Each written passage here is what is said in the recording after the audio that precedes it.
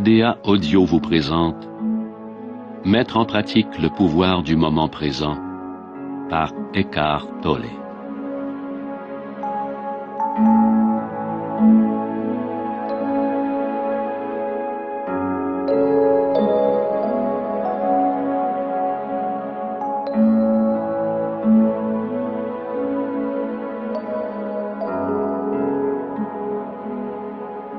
En plus des exercices, cet enregistrement contient aussi de courts passages du livre d'origine. Nombre de ces extraits se prêtent particulièrement à une écoute méditative. L'intention première n'est pas de recueillir de nouvelles informations, mais plutôt d'accéder à un état de conscience modifié. Une même section écoutée à de multiples reprises aura toujours quelque chose de frais et de neuf à vous apporter. Prenez votre temps pour écouter ces passages. Arrêtez-vous aussi souvent que nécessaire pour laisser place à la réflexion et à l'immobilité intérieure.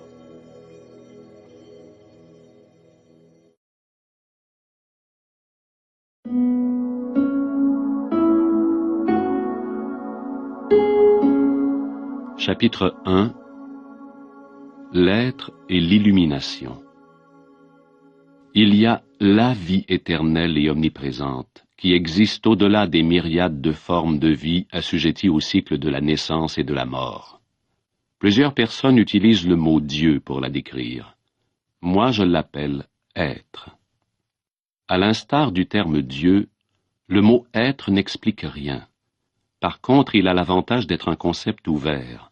Il ne réduit pas l'infini invisible à une entité finie, et il est impossible de s'en faire une image mentale.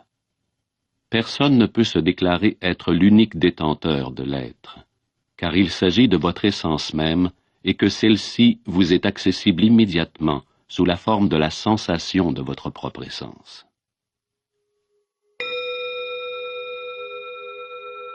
Écoute méditative. L'être existe au-delà et au cœur de toute forme. Il constitue l'essence invisible et indestructible la plus profonde. Mais ne cherchez pas à le saisir avec votre mental, ni à le comprendre. Vous pouvez l'appréhender seulement lorsque votre mental s'est tu. Quand votre attention est totalement et intensément dans le présent, vous pouvez sentir l'être. Retrouver cette présence à l'être et se maintenir dans cet état de sensation de réalisation, c'est cela, l'illumination. Le terme illumination évoque l'idée d'un accomplissement surhumain et l'ego aime s'en tenir à cela. Mais l'illumination est tout simplement votre état naturel, la sensation de ne faire qu'un avec l'être. C'est un état de fusion avec quelque chose de démesuré et d'indestructible. L'illumination, c'est trouver votre vraie nature, au-delà de tout nom et de toute forme. Comment se libérer du mental? Vous pouvez commencer dès maintenant. Exercice. Écoutez aussi souvent que possible la voix dans votre tête. Prêtez particulièrement attention aux schémas de pensée répétitifs, à ces vieux disques qui jouent et rejouent les mêmes chansons, peut-être depuis des années. Observez le penseur objectivement, sans juger. Vous prendrez conscience qu'il y a la voix et qu'il y a quelqu'un qui l'écoute et qui l'observe.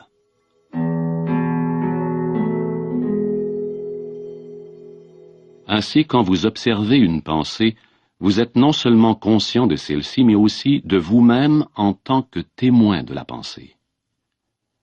Lorsque vous pénétrez de plus en plus profondément dans cet état de vide mental, vous atteignez la conscience pure. Et dans cette situation, vous ressentez votre propre présence avec une intensité et une joie telles que toute pensée, toute émotion, votre corps physique, ainsi que le monde extérieur, deviennent relativement insignifiants en comparaison. Cette présence, c'est vous en essence, mais c'est en même temps quelque chose d'inconcevablement plus vaste que vous. Au lieu d'observer le penseur, vous pouvez également créer un hiatus dans le mental en reportant simplement toute votre attention sur le moment présent. Vous en tirerez une profonde satisfaction, De cette façon, vous écartez la conscience de l'activité mentale et créez un vide mental où vous devenez extrêmement vigilant et conscient, mais où vous ne pensez pas.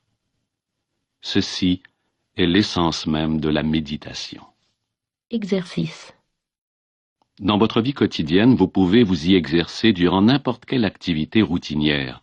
Par exemple, lorsque vous vous lavez les mains, prenez plaisir à toutes les perceptions sensuelles qui accompagnent ce geste. Le bruit et la sensation de l'eau sur la peau, le mouvement de vos mains, l'odeur du savon, ainsi de suite. Remarquez la silencieuse mais puissante sensation de présence qui se manifeste en vous.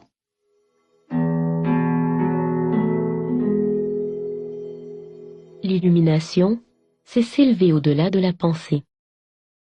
Quand vous grandissez, vous vous faites une image mentale de qui vous êtes en fonction de votre conditionnement familial et culturel. On pourrait appeler ce moi fantôme l'ego. Aux yeux de l'ego, le moment présent n'existe quasiment pas, car seul le passé et le futur lui importent. Sa préoccupation est de toujours maintenir le passé en vie, car sans lui, qui seriez-vous? Il se projette constamment dans le futur pour assurer sa survie et pour y trouver une forme quelconque de relâchement et de satisfaction.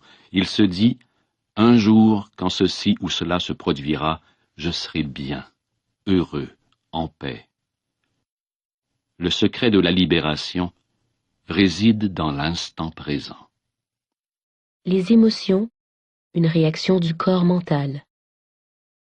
Le mental comprend également vos émotions, ainsi que tous les schèmes réactifs inconscients mettant en rapport pensée et émotion.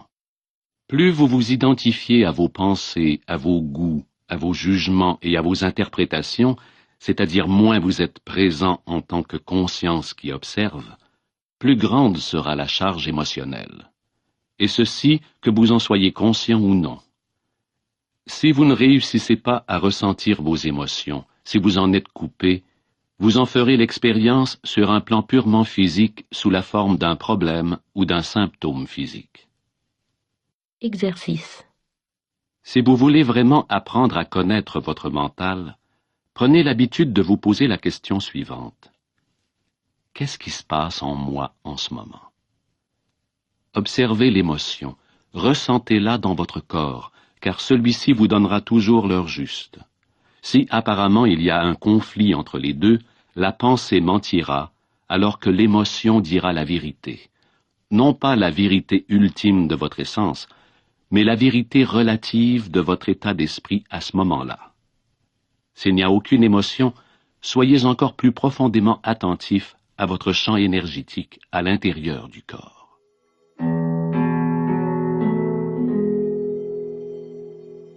Si vous vous exercez à cela, tout ce qui est inconscient en vous sera amené à la lumière de la conscience.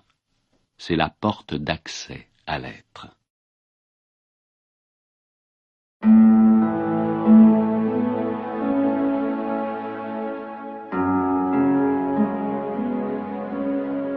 Chapitre 2.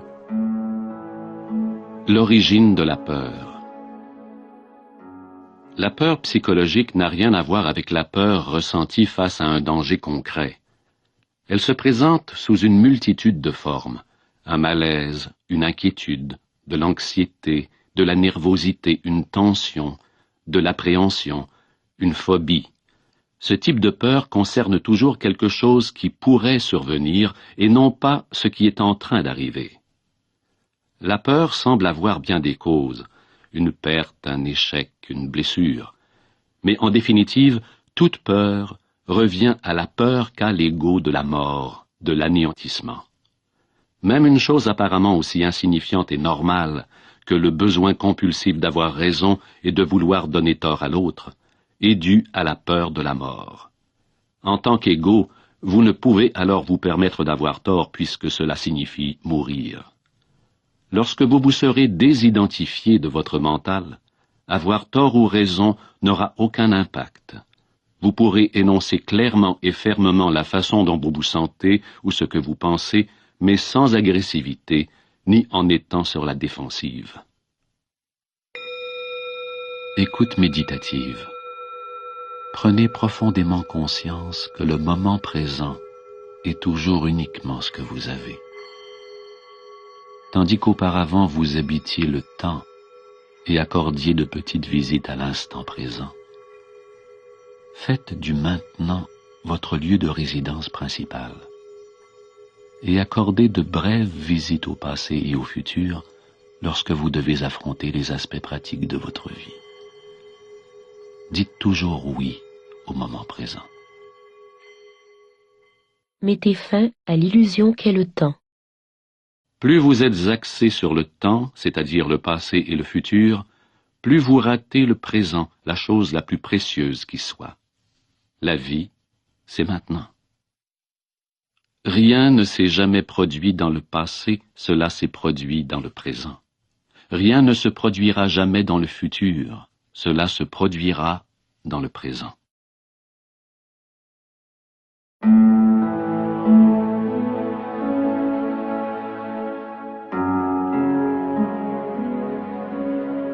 Chapitre 3. Accéder au pouvoir du moment présent. Exercice. Soyez présent en tant qu'observateur de votre mental, c'est-à-dire de vos pensées, de vos émotions et de vos réactions dans diverses situations. Accordez au moins autant d'attention à vos réactions qu'à la situation ou à la personne qui vous fait réagir. Remarquez aussi la répétitivité avec laquelle votre attention se fixe sur le passé ou le futur. Ne jugez pas et n'analysez pas ce que vous observez. Regardez la pensée, sentez l'émotion, surveillez la réaction.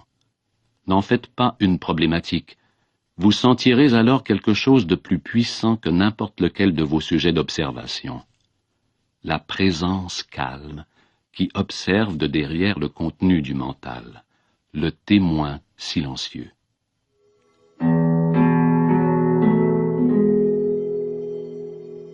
Lorsque certaines situations déclenchent des réactions empreintes d'une forte charge émotionnelle, comme lorsque l'image de soi est menacée, qu'un défi se présente dans votre vie et suscite de la peur, que les choses vont mal ou qu'un nœud émotionnel du passé refait surface, la présence doit se faire intense.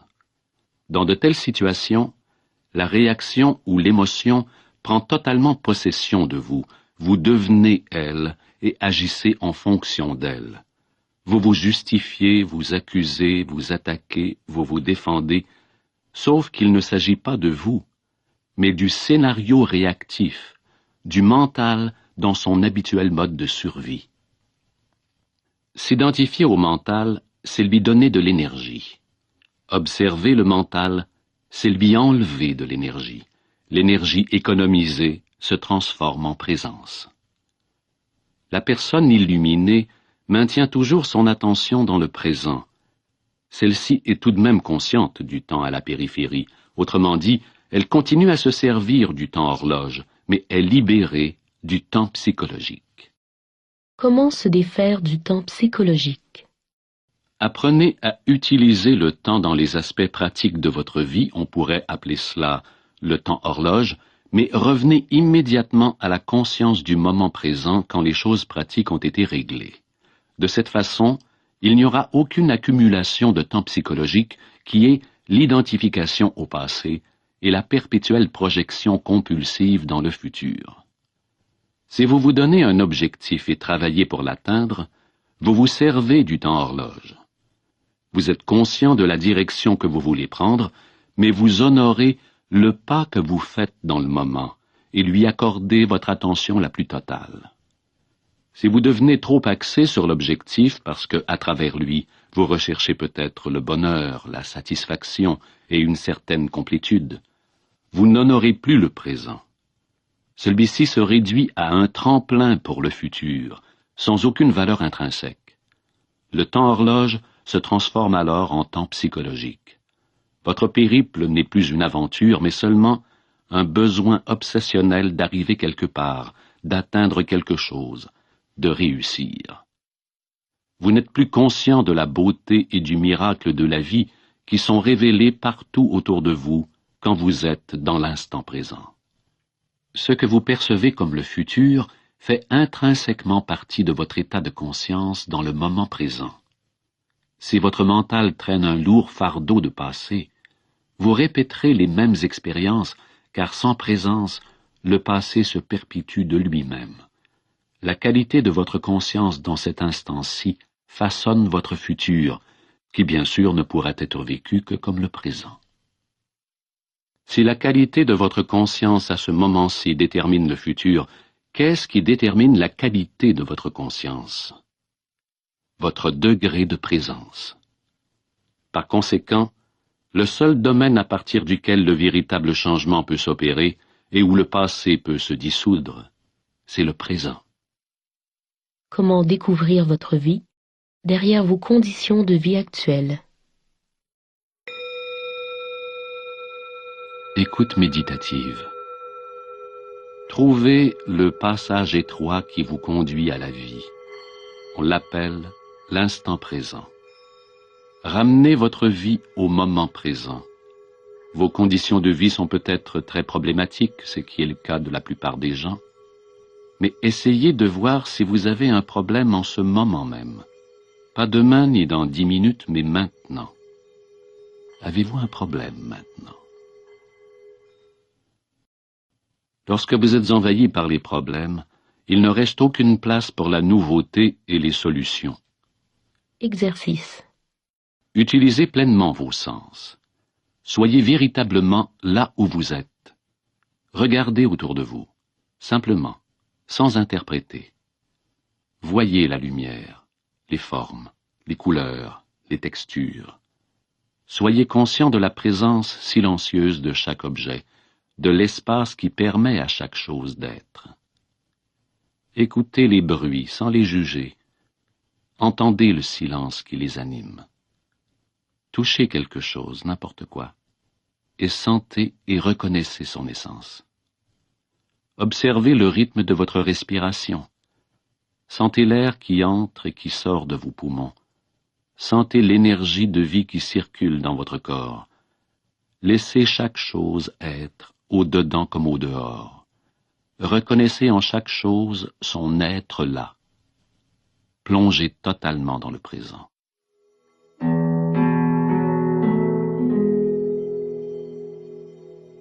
Tous les problèmes sont des illusions du mental.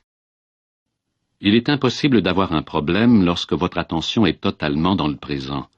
Une situation a besoin d'être acceptée telle qu'elle ou d'être solutionnée. Avoir un problème veut dire que vous vous appesantissez mentalement sur une situation sans qu'il y ait une véritable intention ou possibilité de passer immédiatement à l'action.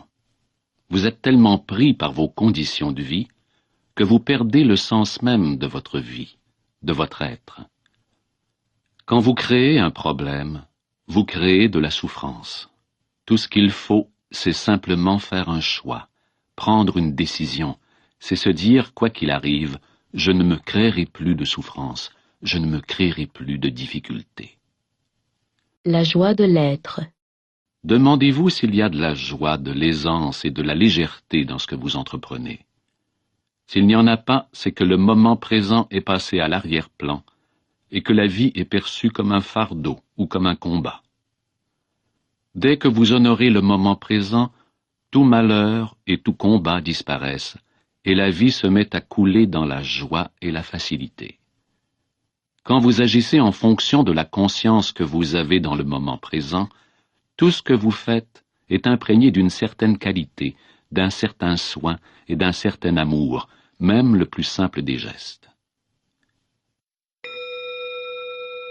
Écoute méditative. Ne vous préoccupez pas des résultats de vos actions. Accordez simplement votre attention à l'action elle-même. Le résultat arrivera de lui-même. Lorsque la compulsion à fuir le présent cesse, la joie de l'être afflue dans tout ce que vous entreprenez. Dès l'instant où votre attention se tourne vers le présent, vous sentez une présence, un calme, une paix en vous. La conscience intemporelle. Être libéré du temps, c'est psychologiquement ne plus avoir besoin du passé pour assumer votre identité, ni du futur pour vivre votre plénitude. Écoute méditative. Une fois que vous avez goûté fugitivement à l'état de conscience intemporelle, vous commencez un aller-retour entre les dimensions du temps et de la présence. Vous prenez d'abord conscience du fait que votre attention est rarement dans l'instant présent. Et de savoir que vous n'êtes pas présent constitue déjà une grande réussite. Cette reconnaissance est en soi une forme de présence.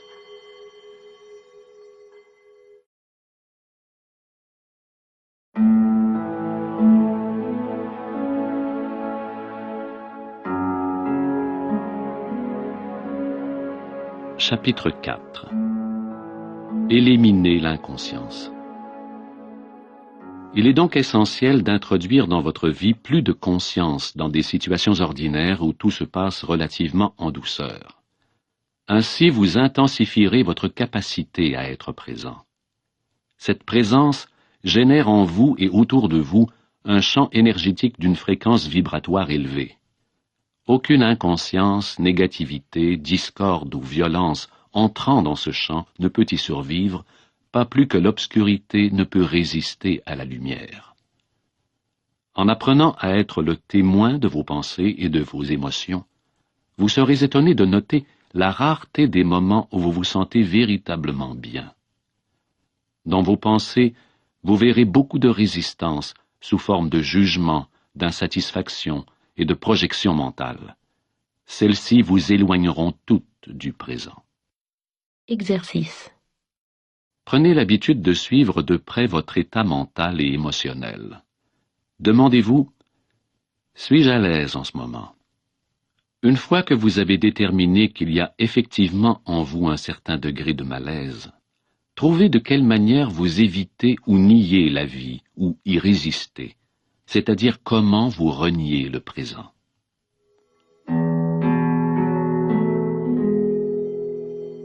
Soyez au moins aussi intéressé par ce qui se passe en vous que par ce qui se passe à l'extérieur. Si vous saisissez bien l'intérieur, tout ira bien à l'extérieur. La réalité première est à l'intérieur et la réalité secondaire à l'extérieur. Où que vous soyez, soyez-y totalement. Le passé retient-il une grande partie de votre attention?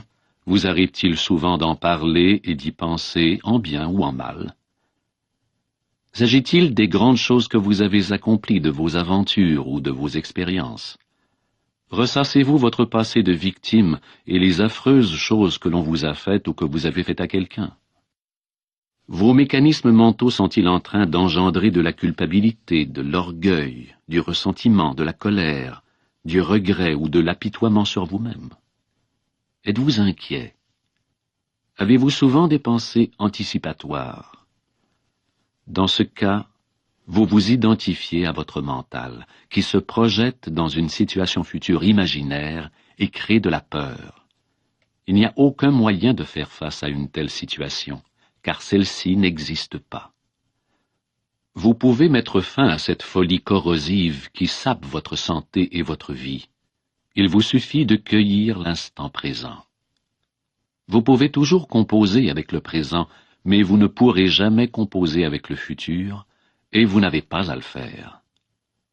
Êtes-vous quelqu'un qui attend généralement? Quel pourcentage de votre vie passez-vous à attendre? Attendre est un état d'esprit. Vous voulez le futur, mais non le présent. Vous ne voulez pas de ce que vous avez, et désirez ce que vous n'avez pas. Avec l'attente, peu importe sa forme, vous suscitez inconsciemment un conflit intérieur entre votre ici maintenant, où vous ne voulez pas être, et le futur projeté que vous convoitez. Par exemple, bien des gens attendent que la prospérité vienne. Mais celle-ci ne peut arriver dans le futur. Lorsque vous honorez, reconnaissez et acceptez pleinement votre réalité présente et ce que vous avez, c'est-à-dire le lieu où vous êtes, ce que vous êtes et ce que vous faites dans le moment, vous éprouvez de la reconnaissance pour ce que vous avez, pour ce qui est, pour le fait d'être. La gratitude envers le moment présent et la plénitude de la vie présente Voilà ce qu'est la vraie prospérité. Exercice. Cessez d'attendre. Lorsque vous vous surprenez à glisser vers cet état d'esprit, secouez-vous. Revenez au moment présent. Contentez-vous d'être et dégustez ce fait d'être. Si vous êtes présent, vous n'avez jamais besoin d'attendre quoi que ce soit. Ainsi donc, la prochaine fois que quelqu'un vous dira « Désolé de vous faire attendre », vous pourrez répondre « Ça va, je n'attendais pas, j'étais tout simplement là, à m'amuser ».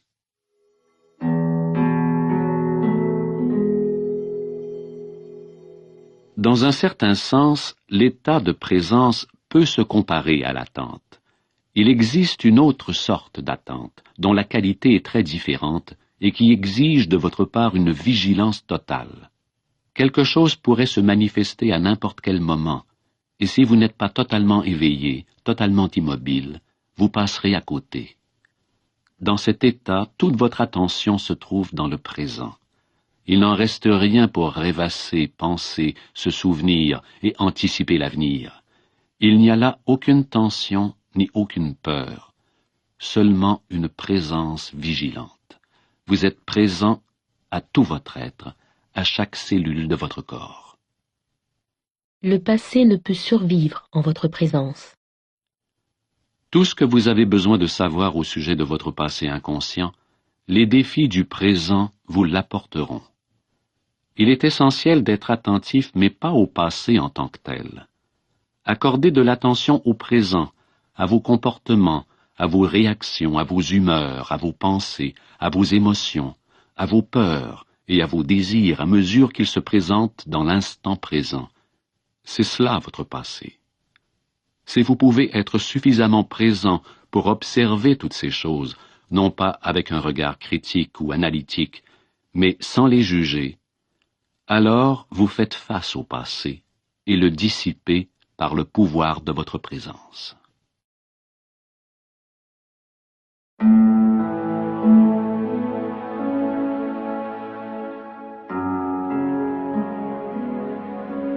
Chapitre 5. La beauté naît dans le calme de la présence. Il faut une certaine présence pour avoir conscience de la beauté, de la majestuosité et du sacré de la nature. Vous est-il jamais arrivé par une belle nuit de vous perdre du regard dans l'infini de l'espace et d'être ému par son immobilité absolue et son inconcevable immensité? Avez-vous déjà vraiment écouté le murmure d'un torrent alpin dans la forêt, ou encore le chant d'un merle en plein été au crépuscule? Pour prendre conscience de telles choses, il faut que le mental se soit tu. Vous devez mettre momentanément de côté votre fardeau de problèmes, votre charge de passé et de futur, ainsi que toutes vos connaissances. Sinon, vous verrez, mais sans vraiment voir. Vous entendrez, mais sans vraiment entendre. Vous devez être totalement présent. Écoute méditative. Au-delà de la beauté des formes extérieures, il y a plus. Il y a quelque chose d'indéfinissable qui n'a pas de nom. Il y a une essence intérieure, profonde et sacrée. Là où il y a de la beauté, cette essence transparaît d'une façon ou d'une autre. Elle ne vous est révélée que si vous êtes présent. Serait-il possible que cette essence indicible et votre présence soient une seule et même chose? Cette essence indescriptible serait-elle là sans votre présence? Sondez-la en profondeur et découvrez la réponse. Le corps visible et tangible ne peut vous amener à l'être. Ce n'est qu'une enveloppe, ou plutôt une perception limitée et déformée d'une réalité plus profonde. Dans votre état naturel de rapport intime avec l'être, cette réalité plus profonde est ressentie à chaque instant. C'est le corps subtil et invisible, la présence qui vous anime. Sentir son corps de l'intérieur, sentir la vie en vous, c'est découvrir que vous êtes autre chose au-delà de la forme extérieure. Pour devenir conscient de l'être, vous devez vous réapproprier votre conscience au détriment du mental. C'est l'une des tâches les plus fondamentales de votre voyage spirituel. Habiter pleinement son corps. Faites-en une méditation. Cela n'a pas besoin d'être long. 10 à 15 minutes suffisent. Assurez-vous tout d'abord qu'aucune distraction extérieure, le téléphone ou des gens ne viendra vous déranger. Exercice. Assurez-vous que votre corps est détendu. Fermez les yeux et prenez quelques respirations profondes. Observez dans la partie basse de l'abdomen les légères expansions et contractions qui se produisent à l'inspiration et à l'expiration. Dirigez votre attention sur le corps. Sentez-le de l'intérieur. Est-il vivant? Sentez-vous la vitalité dans vos mains, vos bras, vos jambes, vos pieds, votre abdomen, votre poitrine? Sentez-vous le subtil champ énergétique qui infuse tout votre corps et vitalise chaque organe et chaque cellule? Le sentez-vous simultanément dans toutes les parties du corps comme un seul et unique champ énergétique? Maintenez votre attention sur votre corps subtil pendant quelques instants. Ne vous mettez pas à y penser. Sentez-le seulement. Quand vous arrivez à clairement sentir le corps subtil comme un seul champ énergétique, laissez aller toute image pour vous concentrer exclusivement sur la sensation. Ce qui reste alors, c'est une sensation de présence ou d'être qui englobe tout et l'impression que le corps énergétique n'a pas de frontières. Puis concentrez votre attention encore plus profondément sur cette sensation. Ne faites plus qu'un avec elle, fusionnez avec votre champ énergétique, afin d'éliminer toute dualité perceptuelle observateur-observé entre vous et votre corps. La distinction entre l'intérieur et l'extérieur se dissipe. Dorénavant, il n'y a plus de corps énergétique. En descendant profondément dans le corps, vous l'avez transcendé. Restez dans ce royaume du pur être aussi longtemps que vous êtes à l'aise. Puis reprenez conscience de votre corps physique, de votre respiration et de vos sens, et ouvrez les yeux. Pendant quelques minutes, regardez autour de vous de façon méditative, c'est-à-dire sans étiquetage mental, tout en continuant à sentir votre corps énergétique.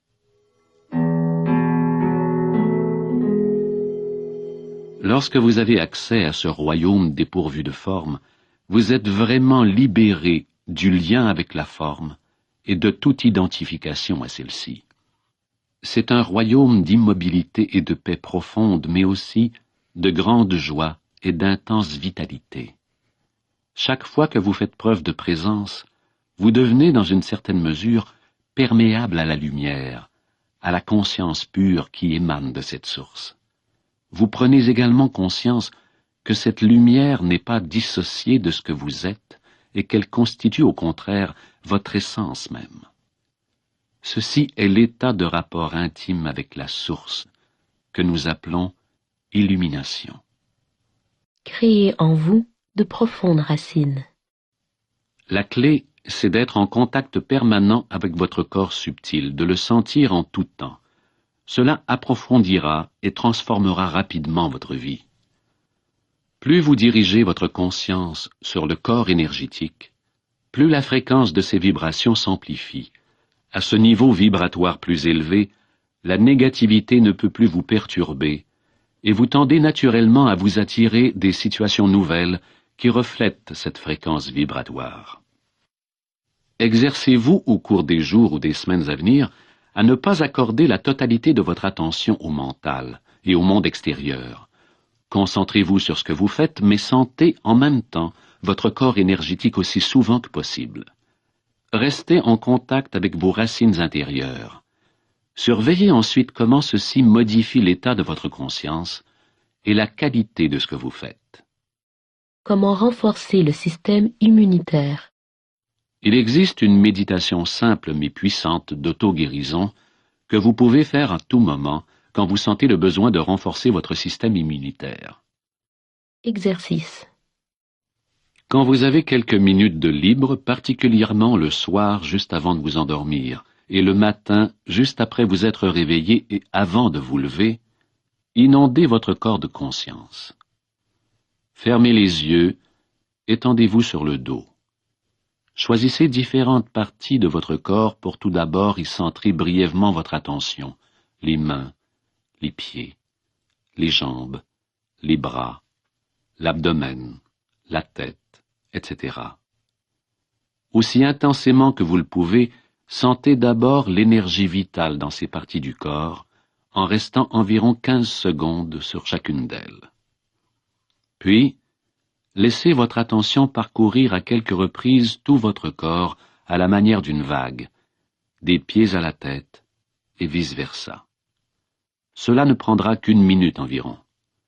Sentez ensuite votre corps énergétique dans sa totalité, comme un champ énergétique unique. Maintenez votre attention sur cette sensation durant quelques minutes. Pendant toute la durée de l'exercice, soyez intensément présent dans chaque cellule de votre corps.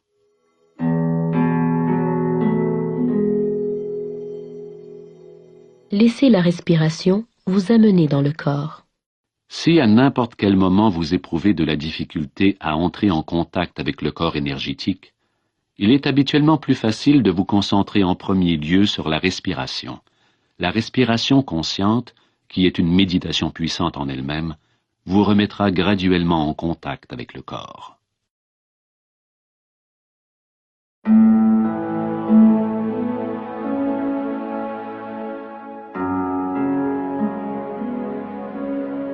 Chapitre 6. Dissiper le corps de souffrance. La plus grande partie de la souffrance humaine est inutile. On se l'inflige à soi-même aussi longtemps qu'à son insu, on laisse le mental prendre le contrôle de sa vie. La souffrance que vous créez dans le présent est toujours une forme de non-acceptation, de résistance inconsciente à ce qui est. Sur le plan de la pensée, la résistance est une forme de jugement. Sur le plan émotionnel, c'est une forme de négativité. L'intensité de la souffrance dépend du degré de résistance au moment présent, et celle-ci, en retour, dépend du degré d'identification au mental. Le mental cherche toujours à nier le moment présent et à s'en échapper. Plus on est à même de respecter et d'accepter le moment présent, plus on est libéré de la douleur, de la souffrance et du mental. La douleur et la souffrance sont inévitables tant et aussi longtemps que vous êtes inconscient spirituellement parlant. Je fais ici surtout référence à la souffrance émotionnelle, également la principale cause de la souffrance et des maladies corporelles. Le ressentiment, la haine, l'apitoiement sur soi, la culpabilité, la colère, la dépression, la jalousie, ou même la plus petite irritation, sont sans exception des formes de souffrance. Et tout plaisir ou toute exaltation émotionnelle comporte en eux le germe de la souffrance, leur inséparable opposé, qui se manifestera à un moment donné. Beaucoup de gens savent avec quelle facilité et rapidité une relation intime peut devenir une source de souffrance après avoir été une source de plaisir. Ces polarités, négatives et positives, sont les deux faces d'une seule et même pièce. Elles appartiennent à l'ego. Il existe deux types de souffrance, celle que vous créez maintenant et la souffrance passée qui continue de vivre en vous, dans votre corps et dans votre esprit. Il y a deux modes d'être, latent et actif. Un corps de souffrance peut être latent 90% du temps. Chez une personne profondément malheureuse, cependant, il peut être actif tout le temps. N'importe quoi peut servir de déclencheur. Une simple pensée ou une remarque innocente d'un proche peut l'activer. Brisez l'identification au corps de souffrance. Écoute méditative. Remarquez tout signe de morosité, peu importe la forme qu'elle peut prendre. Ceci peut annoncer le réveil du corps de souffrance, celui-ci pouvant se manifester sous forme d'irritation, d'impatience, d'humeur sombre, d'un désir de blesser, de colère, de fureur, de dépression, d'un besoin de mélodrame dans vos relations. Saisissez-le au vol dès qu'il sort de son état latent. Le corps de souffrance veut survivre et ne peut y arriver que s'il vous amène à vous identifier inconsciemment à lui. Il a besoin de vous pour se nourrir. En fait, il puisera à même toute expérience entrant en résonance avec sa propre énergie dans tout ce qui crée davantage de douleur. Lorsque le corps de souffrance s'empare de vous, vous en redemandez. Soit vous êtes la victime, soit le bourreau. Vous voulez infliger de la souffrance ou vous voulez en subir, ou bien les deux. Vous n'en êtes pas conscient, bien entendu, et vous soutenez avec véhémence que vous ne voulez pas de cette souffrance. Mais si vous regardez attentivement, vous découvrez que votre façon de penser et votre comportement font en sorte d'entretenir la souffrance, la vôtre et celle des autres. Si vous en étiez vraiment conscient, le scénario disparaîtrait de lui-même. Transformer la souffrance en conscience. Exercice. Concentrez votre attention sur le sentiment qui vous habite. Sachez qu'il s'agit du corps de souffrance. Acceptez le fait qu'il soit là. N'y pensez pas. Ne transformez pas le sentiment en pensée. Ne le jugez pas. Ne l'analysez pas. Ne vous identifiez pas à lui. Restez présent et continuez d'être le témoin de ce qui se passe en vous. Devenez conscient non seulement de la souffrance émotionnelle, mais aussi de celui qui observe, de l'observateur silencieux. Ensuite, voyez ce qui se passe.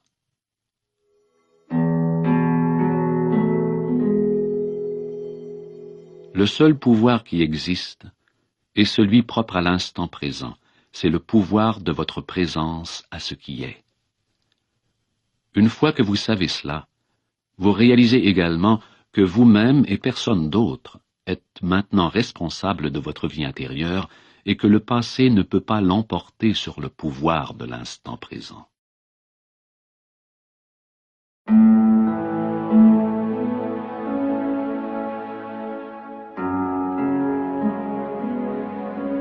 Chapitre 7. Des relations de dépendance aux relations éclairées. Les relations d'amour et de haine. À moins d'avoir atteint la fréquence vibratoire de la présence consciente, ou jusqu'à ce que cela soit, toutes les relations, et en particulier les relations intimes, sont profondément faussées et, en définitive, dysfonctionnelles. Elles peuvent sembler parfaites pendant un certain temps, par exemple quand vous êtes amoureux, mais cette apparente perfection en vient invariablement à s'effriter quand les disputes, les conflits, l'insatisfaction et la violence émotionnelle ou même physique se produisent à un rythme de plus en plus fréquent. Si dans vos relations vous connaissez aussi bien l'amour que son opposé, c'est-à-dire l'hostilité, la violence émotionnelle, il est alors fort probable que vous confondiez amour et attachement de l'ego, amour et dépendance affective. Il est impossible que vous aimiez votre partenaire à un moment et l'agressiez l'instant d'après. Mais vient un moment où votre partenaire adopte des comportements qui ne réussissent pas à combler vos besoins. Les sentiments de peur, de souffrance et de manque qui étaient passés à l'arrière-plan grâce à la relation amoureuse font de nouveau surface. Toute dépendance naît d'un refus inconscient à faire face à votre propre souffrance et à la vivre. Celle-ci commence et finit dans la souffrance, quelle que soit la substance à laquelle vous êtes accroché, l'alcool, la nourriture, les drogues légales ou illégales ou bien une personne. Vous vous servez de quelque chose ou de quelqu'un pour dissimuler votre douleur. C'est pour cette raison qu'après l'euphorie initiale, il y a tellement de tourments et de souffrances dans les relations intimes. La plupart des gens essaient toujours d'échapper au présent et cherchent le salut dans le futur, quel qu'il soit. La première chose sur laquelle ils pourraient buter s'ils concentraient leur attention sur le moment présent, c'est leur propre souffrance. Et c'est justement ce dont ils ont peur. Si seulement ils savaient combien il est facile de trouver dans le présent le pouvoir qui dissipe le passé et la souffrance, la réalité qui met un terme à l'illusion. Si seulement ils savaient à quel point ils sont près de leur propre réalité, de Dieu. Des relations de dépendance aux relations éclairées. Écoute méditative. Cessez de vous juger vous-même et vous arrêterez ensuite de juger votre partenaire. Le plus grand déclencheur de changement dans une relation, c'est l'acceptation totale de votre partenaire tel qu'il est, sans aucun besoin de le juger ou de le changer de façon quelconque. Cette acceptation vous transporte immédiatement au-delà de l'ego. Tous les jeux du mental et les dépendances profondes sont alors révolus. Il n'y a plus ni tyran ni victime, ni accusateur ni accusé. Les relations en tant que pratique spirituelle. Si les relations attisent et amplifient les schèmes mentaux et activent le corps de souffrance, pourquoi ne pas accepter cet état de fait au lieu d'essayer d'y échapper? Pourquoi ne pas coopérer au lieu d'éviter les relations ou de continuer à poursuivre le fantôme du partenaire idéal qui doit prétendument solutionner tous vos problèmes ou vous combler? Reconnaître et accepter les faits amène aussi un certain degré de libération par rapport à eux. Écoute méditative. Quand vous reconnaissez que vous n'êtes pas en paix avec vous-même, cette reconnaissance crée une atmosphère de calme qui accueille le désaccord dans un mouvement tendre et aimant et le convertit par la suite en paix. Appropriez-vous la reconnaissance de votre état intérieur. S'il y a de la colère, reconnaissez-la. S'il y a en vous de la jalousie, une attitude défensive, une pulsion à vouloir vous disputer, un besoin d'avoir raison, si votre enfant intérieur exige amour et attention, ou bien si vous ressentez une quelconque souffrance émotionnelle, peu importe ce que c'est, reconnaissez la réalité de ce moment et appropriez-vous-la. Ménagez un espace au sein duquel la métamorphose peut se produire, afin que la grâce et l'amour puissent venir. Il est parfois approprié de faire remarquer à votre partenaire certains aspects de son comportement. Si vous restez très vigilant, très présent, vous pouvez y arriver sans faire entrer en jeu l'ego, sans proférer de reproches, sans accuser l'autre ou lui donner tort. Lorsque votre partenaire se comporte avec inconscience, renoncez à tout jugement. Cela ne signifie pas que vous ne sachiez pas reconnaître une dysfonction ou l'inconscience quand vous les voyez.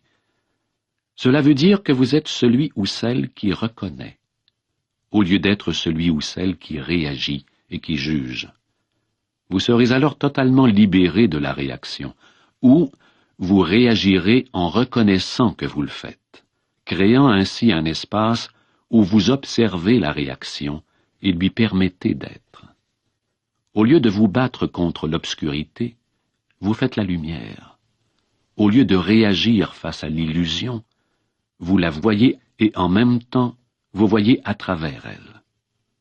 Quand vous êtes celui ou celle qui reconnaît, vous ménagez un espace d'ouverture et de présence aimante qui permet à toute chose et à toute personne d'être telles qu'elles sont. Exercice.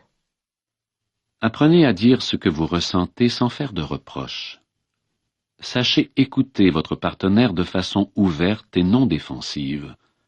Laissez-lui l'occasion de s'exprimer. Soyez présent. Accuser, attaquer, se défendre, tous ces scénarios destinés à protéger et à renforcer l'ego ou à combler ses besoins, deviendront alors désuets. Il est vital de faire de la place aux autres et à soi-même. L'amour ne peut s'épanouir sans cela.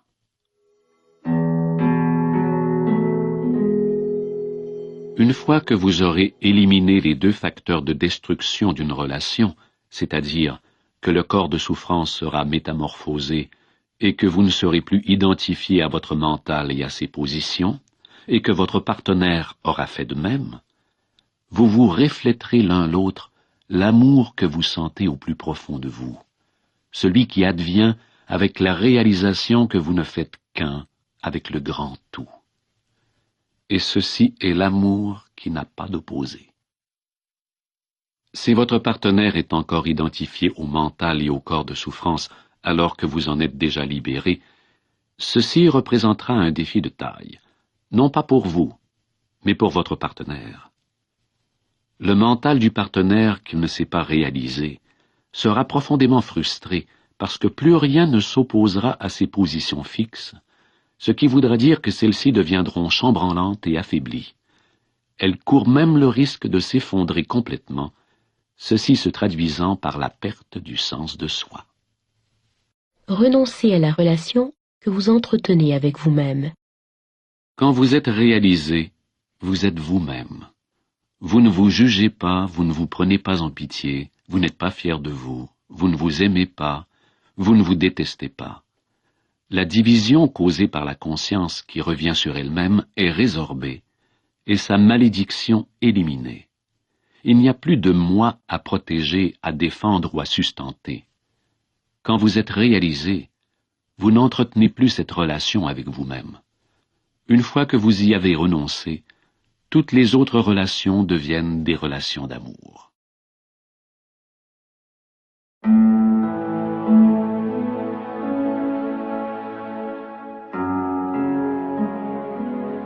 Chapitre 8. Acceptation de l'instant présent. Les cycles de la vie et l'impermanence des choses. Il y a les cycles de succès au cours desquels tout semble vous sourire et bien aller, et les cycles de l'échec, quand tout ce que vous avez entrepris s'étiole et se désintègre, et que vous devez tout laisser aller afin de faire place à la nouveauté ou à la transformation. Si vous vous accrochez et résistez à ce moment-là, cela veut dire que vous refusez de suivre le courant de la vie, et vous en souffrirez. L'involution est nécessaire pour qu'une nouvelle croissance puisse se produire. Vous devez avoir connu un grand échec sur un certain plan, une grande perte ou une profonde souffrance pour que la dimension spirituelle vous interpelle. Ou peut-être est-ce le succès lui-même qui a perdu son sens, devenant ainsi un échec.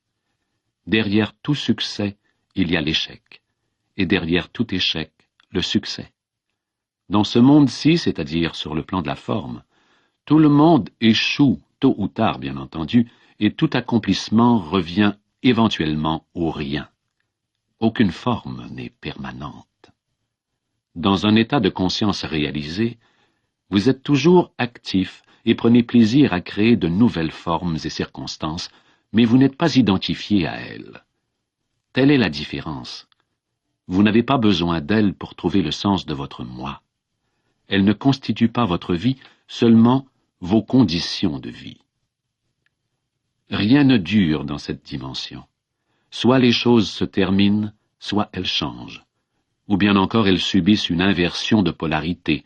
La situation qui était positive hier ou l'an passé est soudainement ou graduellement devenue négative. La même situation qui vous comblait alors de bonheur vous rend maintenant malheureux. Le bonheur et le malheur ne font qu'un. Seule l'illusion du temps les sépare. Lorsque vous êtes intérieurement libéré de votre dépendance à la forme, les conditions générales de votre vie tendent à s'améliorer grandement. Les choses, les gens ou les circonstances dont vous pensiez avoir besoin pour être heureux vous arrivent sans que vous jouiez des coudes ou ayez à fournir d'efforts. Et aussi longtemps qu'ils sont là, vous êtes libre de les goûter et de les apprécier. Tout cela prendra fin, bien sûr. Les cycles viendront et iront, mais la peur de perdre ne sera plus là puisque la dépendance aura disparu. Et la vie se met alors à couler facilement. Le bonheur qui provient d'une source secondaire quelconque n'est jamais bien profond. Ce n'est qu'un pâle reflet de la joie de l'être, de l'intense paix que vous trouvez en vous quand vous ne résistez plus.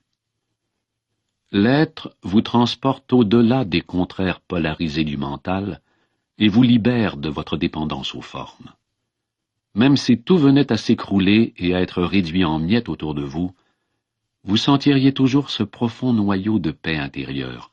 Vous ne seriez peut-être pas heureux, mais en paix. Comment utiliser la négativité et y renoncer? Toute résistance intérieure se vit comme de la négativité sous une forme ou une autre. Toute négativité est résistance. Dans ce contexte, les deux termes sont presque synonymes. La négativité va de l'irritation ou de l'impatience à la colère féroce, d'une humeur dépressive ou d'un sombre ressentiment au désespoir suicidaire. Parfois, la résistance déclenche le corps de souffrance, et dans ce cas-là, celui-ci peut générer une puissante négativité comme la colère, la dépression ou un profond chagrin, même si le catalyseur est infime. La négativité ne fonctionne pas. Au lieu de créer une situation favorable, elle l'empêche au contraire de se manifester. Au lieu de dissiper une situation défavorable, elle la maintient. Sa seule fonction utile est de renforcer l'ego, et c'est pour cette raison que l'ego l'aime tant. Une fois que vous vous êtes identifié à une forme quelconque de négativité, vous ne voulez pas vous en départir, et, à un niveau inconscient profond, vous ne désirez aucun changement positif, puisque cela menacerait votre identité de personne déprimée, en colère ou traitée injustement. Par conséquent, vous ignorerez, nierez et saboterez ce qui est positif dans votre vie. C'est là un phénomène très commun. Écoute méditative. Chaque fois que vous remarquerez que la négativité se manifeste en vous sous une forme ou une autre, ne la voyez pas comme un échec dans votre démarche, mais plutôt comme un précieux signal qui vous dit « Réveille-toi, sors de ta tête, sois présent ». Exercice. Si vous n'arrivez pas à éliminer une réaction négative, c'est de la faire disparaître en vous imaginant devenir perméable à la cause externe de la réaction. Exercez-vous tout d'abord avec de petites choses banales. L'alarme de la voiture, le chien qui aboie, les enfants qui hurlent, les bouchons de circulation. Au lieu de maintenir en vous un mur de résistance sur lequel viennent constamment et douloureusement se heurter les choses qui ne devraient pas se produire, laissez tout cela passer à travers vous. Quelqu'un vous dit quelque chose de grossier ou destiné à vous blesser? Laissez ces paroles passer à travers vous, au lieu de vous mettre en mode réactif négatif et inconscient. Agressivité, défensive ou retenue, laissez aller tout cela. N'offrez aucune résistance à ce qui est proféré, comme s'il n'y avait plus personne à blesser. Le pardon, c'est ça. De cette façon, vous devenez invulnérable.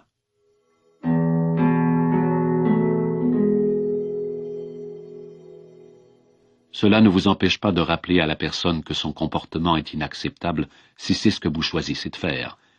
Chose certaine, elle n'aura plus le pouvoir de contrôler votre état intérieur. Vous êtes alors sous votre pouvoir, pas sous celui de quelqu'un d'autre. Écoute méditative. Ne cherchez pas la paix. Ne cherchez pas à trouver un quelconque autre état que celui dans lequel vous êtes dans l'instant présent. Sinon, vous instaurerez un conflit intérieur et une résistance inconsciente. Pardonnez-vous de ne pas être en paix.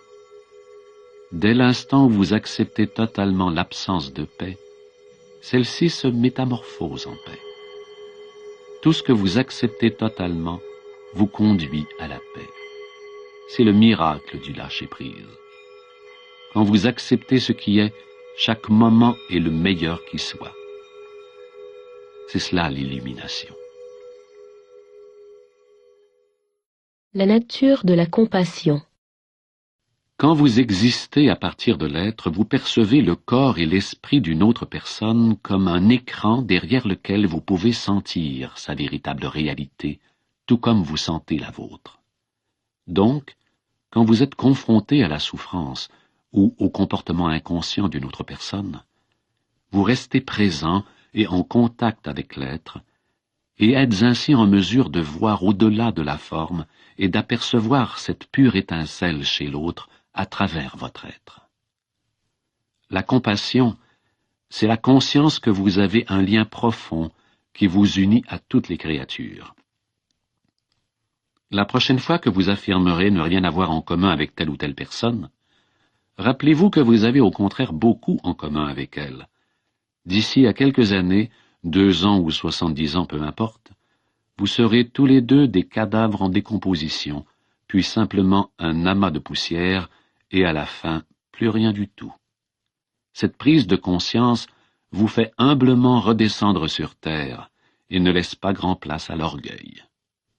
Est-ce pour autant une pensée négative? Non, c'est un fait. Pourquoi fermer les yeux dessus? Dans ce sens-là, vous et toutes les autres créatures êtes sur un pied d'égalité totale. La sagesse du lâcher-prise. C'est la qualité de la conscience chez vous à cet instant même qui est le principal agent déterminant le genre de futur que vous connaîtrez. Lâcher prise est donc la chose la plus importante que vous puissiez faire pour amener un changement positif. Tout geste que vous posez par la suite n'est que secondaire. Aucune action véritablement positive ne peut provenir d'un état de conscience qui n'est pas fondé sur le lâcher-prise. Pour certaines personnes, ce terme peut avoir des connotations négatives. Il peut vouloir dire défaite, renoncement, incapacité d'être à la hauteur des défis de la vie, léthargie. Cependant, le véritable détachement est quelque chose d'entièrement différent. Cela ne signifie pas endurer passivement une situation dans laquelle vous vous trouvez sans tenter quoi que ce soit pour l'améliorer, et cela ne signifie pas non plus que vous devez cesser d'établir des plans pour transformer votre vie ou de poser des gestes positifs. Écoute méditative. Le lâcher-prise est la simple mais profonde sagesse qui nous porte à laisser couler le courant de la vie plutôt que d'y résister. Et le seul moment où vous pouvez sentir ce courant, c'est dans l'instant présent. Par conséquent, lâcher prise, c'est accepter le moment présent inconditionnellement et sans réserve. C'est renoncer à la résistance intérieure qui s'oppose à ce qui est. Quand vous êtes dans un état de lâcher prise, vous voyez clairement ce qui doit être fait et vous passez à l'action. Vous vous concentrez sur une seule chose à la fois pour ensuite bien l'accomplir.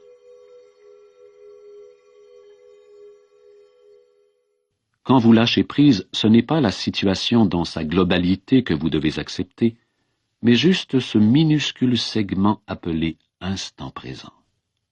Ne concentrez pas votre attention sur les mille et une choses que vous ferez ou aurez peut-être à effectuer à un moment donné, mais plutôt sur la chose que vous pouvez faire maintenant.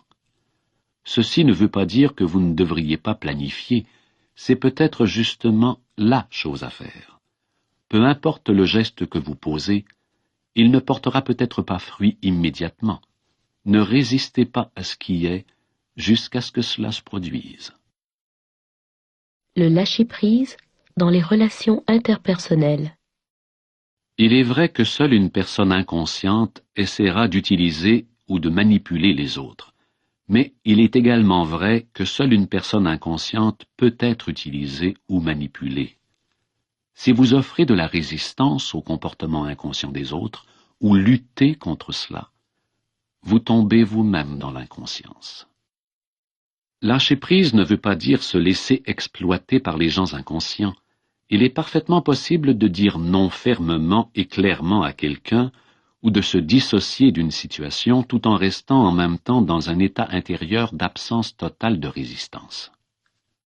Exercice. Lorsque vous dites non à quelqu'un ou à une situation, faites en sorte que votre choix origine non pas d'une réaction, mais d'une prise de conscience, d'un discernement clair de ce qui est juste ou pas pour vous dans le moment. Que ce non ne soit pas une réaction. Qu'il soit un non de grande qualité, libre de toute négativité, qui ne créera donc pas de souffrance ultérieure. Si vous ne réussissez pas à lâcher prise, passez immédiatement à l'action. Dites le fond de votre pensée aux personnes concernées. Faites quelque chose qui modifiera la situation, ou bien encore, dissociez-vous totalement de la situation. Assumez la responsabilité de votre vie.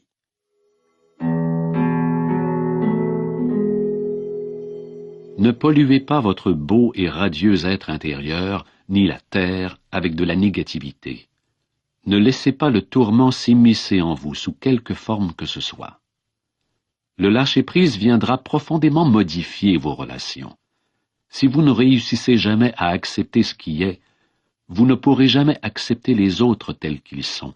Vous jugerez, critiquerez, étiquetterez, rejetterez les gens ou essaierez de les changer. Par ailleurs, si vous faites continuellement du moment présent un moyen pour arriver à une fin dans le futur, vous ferez de même avec tous les gens que vous rencontrerez et avec qui vous serez en rapport. Exercice. Quand vous commencez à vous disputer ou à entrer en conflit avec votre partenaire ou un proche, observez d'abord à quel point vous vous tenez sur la défensive lorsque l'autre attaque votre position, ou sentez la force de votre propre agressivité lorsque vous attaquez la position de l'autre personne. Remarquez votre attachement à vos points de vue et à vos opinions. Percevez bien l'énergie mentale et émotionnelle derrière votre besoin d'avoir raison et de donner tort à l'autre. C'est l'énergie de l'ego. Vous la conscientiserez en la reconnaissant, en la sentant le plus totalement possible. Puis un jour, vous réaliserez soudainement au beau milieu d'une dispute que vous avez le choix, et déciderez peut-être tout simplement de ne pas réagir, juste pour voir ce qui se passe. Ainsi, vous lâchez prise.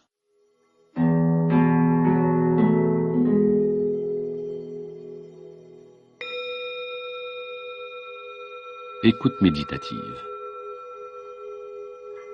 Si vous vous sentez soudainement très léger, dégagé et profondément en paix, c'est le signe indiscutable que vous avez vraiment lâché prise. Regardez alors de près ce qui se passe chez l'autre personne, quant à la position qu'elle défendait, lorsque vous ne donnez plus d'énergie à cette dernière en lui résistant.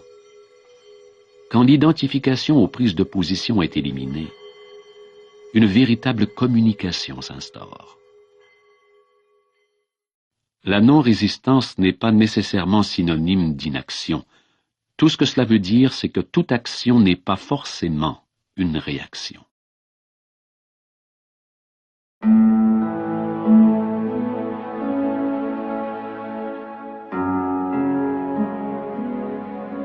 Chapitre 9. Transformer la maladie et la souffrance. Comment transformer la maladie en illumination. Lâcher prise, c'est accepter intérieurement ce qui est sans réserve. Ce dont il est question ici, c'est de votre vie, en cet instant, et non des circonstances ou de ce que j'appelle vos conditions de vie. La maladie fait partie de vos conditions de vie. Elle a un passé et un futur qui se perpétuent sans fin, sauf si l'instant présent qui a le pouvoir de racheter est activé par votre présence consciente. Quand quelqu'un adopte une croyance vis-à-vis de votre état et vous colle ainsi une étiquette sur le dos, celle-ci amène l'état à s'installer pour de bon, lui donne du pouvoir et fait d'un déséquilibre temporaire une réalité apparemment immuable. Exercice. En vous concentrant sur l'instant et en vous retenant de l'étiqueter mentalement, la maladie est réduite à un ou plusieurs des facteurs suivants: la douleur physique, la faiblesse, l'inconfort ou l'invalidité. C'est ce face à quoi vous lâchez prise maintenant, et non pas à l'idée de la maladie. Permettez à la souffrance de vous ramener de force dans le maintenant, dans un état d'intense et consciente présence. Utilisez-la pour arriver à l'éveil.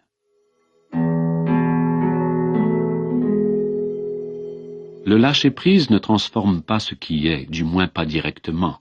Il vous transforme vous. Et quand vous êtes transformé, c'est tout votre monde qui l'est. Quand le malheur frappe ou que quelque chose va très mal, Maladie, invalidité, perte d'un chez-soi, d'une fortune ou d'une identité sociale, rupture d'une relation intime, décès ou souffrance d'une personne chère, ou imminence de votre propre mort. Sachez qu'il y a un revers à cette médaille, que vous n'êtes qu'à un pas de quelque chose d'incroyable, de la transformation alchimique totale du vulgaire métal de la douleur et de la souffrance en or. Et ce pas, c'est le lâcher-prise. Je ne dis pas que vous serez heureux dans une telle situation. Non, vous ne le serez pas. Par contre, la peur et la douleur se transformeront en cette paix et cette sérénité intérieure qui proviennent d'une profondeur insondable, du non manifeste lui-même. Il s'agit de la paix de Dieu, qui dépasse tout entendement.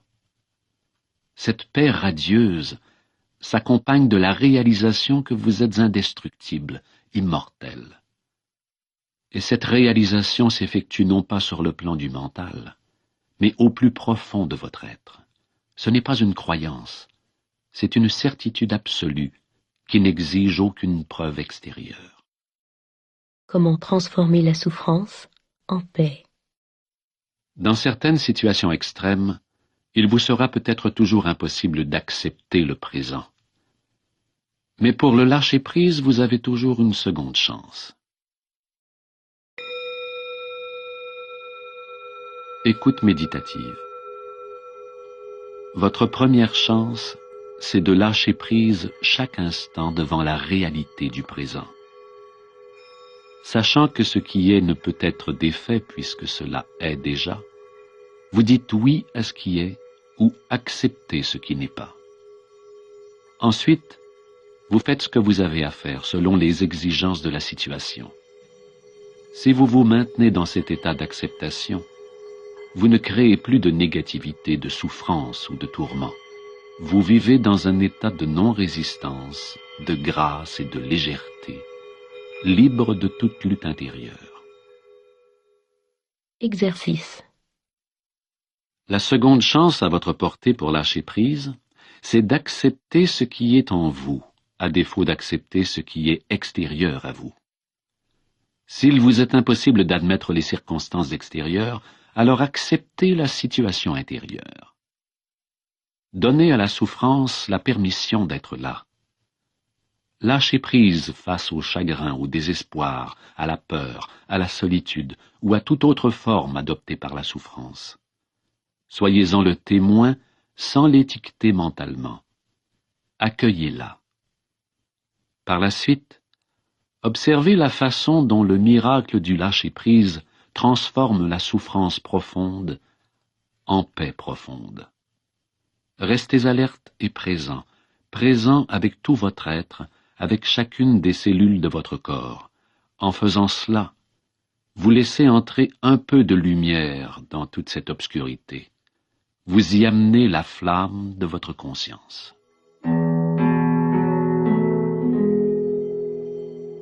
Quand la souffrance est profonde, vous ressentez sans doute une forte pulsion à vouloir y échapper plutôt que de vouloir lâcher prise.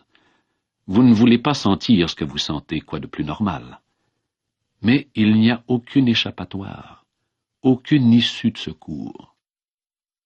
Il y a par contre de fausses échappatoires comme le travail, l'alcool, les drogues, la colère, les projections, la répression. Mais celles-ci ne vous libèrent pas de la douleur.